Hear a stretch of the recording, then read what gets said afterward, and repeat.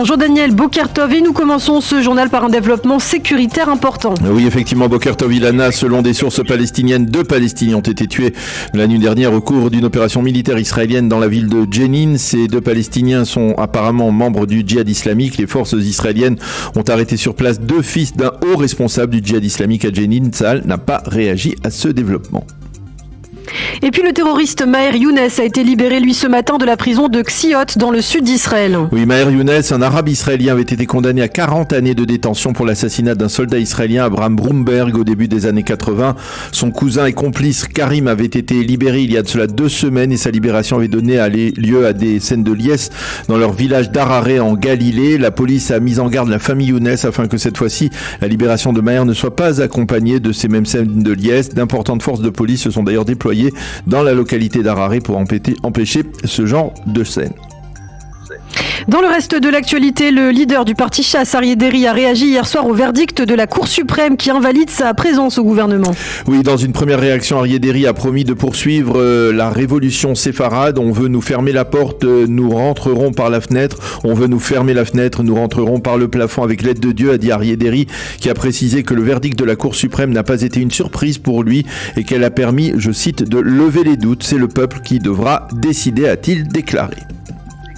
Et le Premier ministre Benjamin Netanyahou devrait limoger prochainement son ministre de l'Intérieur Aryeh Deri après le verdict d'hier de la Cour suprême. Oui, je vous rappelle que 10 des 11 juges de la Cour suprême ont invalidé hier la nomination d'Aryeh Deri au sein du gouvernement. Netanyahou, dans leur verdict, ils ont certes critiqué le vote peu avant la formation du gouvernement d'un amendement à la loi fondamentale du gouvernement pour permettre l'entrée d'Aryeh Deri dans ce gouvernement, mais ils n'ont pas utilisé cet argument pour invalider Deri. Par contre, ils ont utilisé la clause d'irraisonnabilité et ont affirmé qu'il n'était pas raisonnable de nommer ministre un homme qui a été condamné plusieurs fois par la justice. Seul le juge Yosef Elron a estimé que Aryeh Deri pouvait continuer à exercer au sein du gouvernement. Le limogeage d'Aryeh Deri par Benjamin Netanyahou devrait intervenir après qu'il ait été décidé de la fonction que Deri pourra désormais remplir.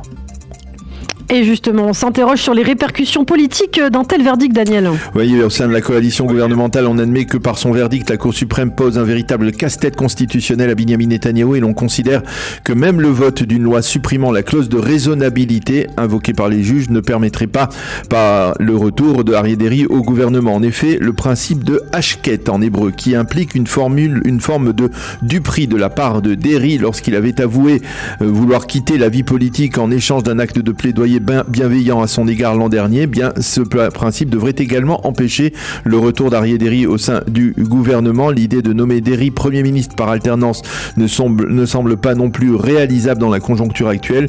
Il faudrait en effet pour cela annuler les accords de coalition, préparer des accords mentionnant la présence d'un Premier ministre par alternance et faire voter un amendement à la loi fondamentale du gouvernement. Pas moins. Et l'on rappelle qu'à l'époque, lors de la formation du gouvernement Netanyahou-Gantz, déjà la Cour suprême, encore elle, avait vivement critiqué cette manipulation de loi fondamentale.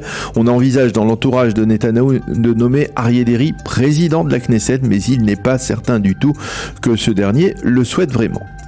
Alors une dernière question, Daniel, comment réagit la classe politique en Israël face à ce verdict ? Eh bien, au sein de la coalition, on fait front derrière Aryeh Deri et l'on a publié hier un communiqué de soutien indéfectible au leader du parti Chasse. Hier, Benjamin Netanyahou s'est rendu d'ailleurs au domicile d'Aryeh Deri dans le quartier de Har Nof à Jérusalem. Il a simplement affirmé que lorsqu'un ami est dans la détresse, il vient le visiter. Mais à la suite de la publication du communiqué de soutien à Aryeh Deri publié par l'actuelle coalition, eh bien, le leader de l'opposition, Yair Lapid, a annoncé qu'il participera samedi soir prochain à la manifestation de protestation contre le gouvernement qui doit se tenir à Tel Aviv. Lapid a publié une vidéo dans laquelle il déclare « Venez protéger notre pays tant aimé face aux tentatives de destruction de la démocratie ». Fin de citation. Et je rappelle que Lapid était absent lors de cette manifestation la semaine dernière.